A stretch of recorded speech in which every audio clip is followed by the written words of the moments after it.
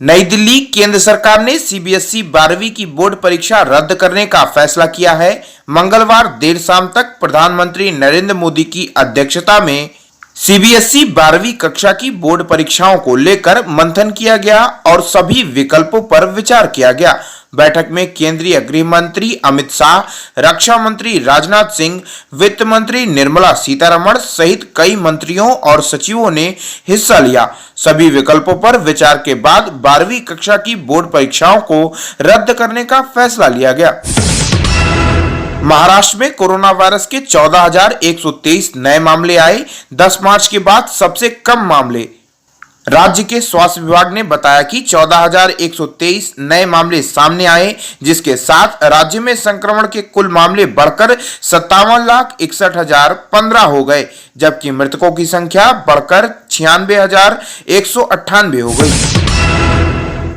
नई दिल्ली। केंद्र सरकार ने मंगलवार को कहा कि जुलाई या अगस्त की शुरुआत तक कोविड-19 के पर्याप्त टीके उपलब्ध होंगे, जिसमें प्रतिदिन 1 करोड़ लोगों को टीका लगाया जा सकेगा। केंद्र सरकार ने यह भी कहा कि अगली जानकारी दिए जाने तक एक ही व्यक्ति को अलग अलग कंपनी के टीके लगाने का प्रोटोकॉल नहीं है और कोविशील्ड या कोवैक्सीन की 2 खुराक लगाए जाने की सीमा भी कोई निर्धारित नहीं की गई है। नई दिल्ली। 2020 के अंत से रिकवरी की कोशिशों में लगे ऑटो सेक्टर की कोरोना की दूसरी लहर से तगड़ा झटका लगा है। आज जारी हुई आंकड़ों के मुताबिक मई में कार कंपनियों की बिक्री में कोरोना संकट और लॉकडाउन की वजह से अप्रैल के मुकाबले तगड़ा तेज गिरावट देखने को मिल रहा है। मई के आंकड़ों का बीते साल के आंकड़ों से तुलना संभव नहीं है, क्योंकि पिछले साल मई में लॉकडाउन से सेल्स पूरी तरह प्रभावित हुई थी। राज्यसभा के लिए फिर मनोनीत हुए स्वप्न दास गुप्ता हार गए थे विधायकी का चुनाव। दास गुप्ता ने कुछ समय पहले उच्च सदन में मनोनीत सदस्य के रूप में इस्तीफा देकर भारतीय जनता पार्टी के टिकट पर पश्चिम बंगाल का विधानसभा चुनाव लड़ा था, जिसमें वह हार गए थे। नई दिल्ली। सितंबर को समाप्त होने वाले चालू मार्केटिंग सीजन के पहले 8 महीनों में भारत का चीनी उत्पादन 13% बढ़कर 305.68 लाख टन हो गया। व्यापार आंकड़ों के मुताबिक इस वृद्धि का मुख्य कारण महाराष्ट्र में अधिक उत्पादन का होना है। चीनी विपणन वर्ष अक्टूबर से लेकर सितंबर तक होता है। भारतीय चीनी मिल संघ इस्मा ने एक बयान में कहा कि देश भर की चीनी मिलों ने 1 अक्टूबर 2020 तक से 31 मई 2021 के बीच 305.68 लाख टन चीनी का उत्पादन किया। एक साल पहले इस अवधि में चीनी का उत्पादन 270.05 लाख टन हुआ था।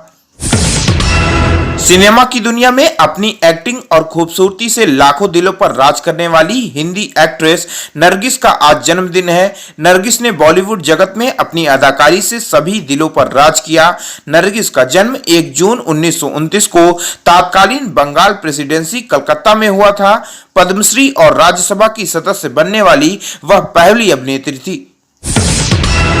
नई दिल्ली। अंतर्राष्ट्रीय क्रिकेट परिषद ने बीसीसीआई को भारत में कोरोना संकट के बीच T20 विश्व कप की मेजबानी पर फैसला लेने के लिए 28 जून तक का समय दिया है। आईसीसी बोर्ड की मंगलवार को हुई ऑनलाइन बैठक में भारत की नुमाइंदगी बीसीसीआई अध्यक्ष सौरभ गांगुली और सचिव जय शाह ने की।